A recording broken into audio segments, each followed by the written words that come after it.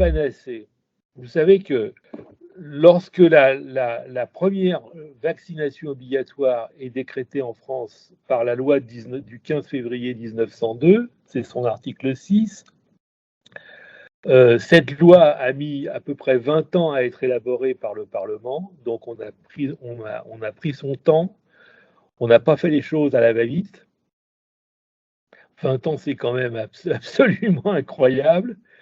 À ce moment-là, le directeur de l'Institut Pasteur, Émile Duclos, disait aux parlementaires, vous savez, ce que les Français refusent, ce n'est pas tellement le vaccin, ce qu'ils refusent, c'est l'obligation vaccinale. Et on voit, si vous voulez, qu'il y a une très grande continuité, même on pourrait parler de blocage, si vous voulez, à propos de cette obligation vaccinale en France, jusqu'à aujourd'hui, finalement. Hein. Ça sonne très contemporain.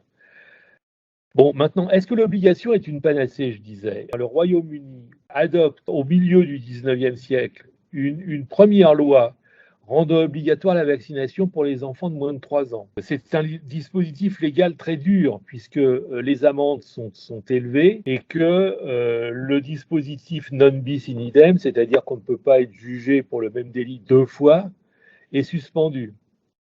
Donc, vous avez un dispositif légal qui frappe les familles très modestes, qui sont en général les plus mal vaccinées précisément, de manière très violente. En France, la loi donc rentre en vigueur en 1905, mais cette loi met beaucoup de temps à pénétrer les mentalités. En 1923, l'Académie de médecine observe encore, dans sa surveillance de la vaccination, que la population n'a toujours pas véritablement intégré la nécessité de la vaccination antivariolique. Vous allez avoir, si vous voulez, à partir de 1938 jusqu'en 1964, une série de vaccinations obligatoires. C'est un peu le printemps de la vaccination. La dernière est donc en 64 contre la poliomyélite, et on ne parlera plus de vaccination obligatoire après celle-là. On parlera de vaccination recommandée, chose qui a disparu le 30 novembre 2017 avec la nouvelle loi sur les 11 vaccinations obligatoires pour les enfants de moins de 24 mois.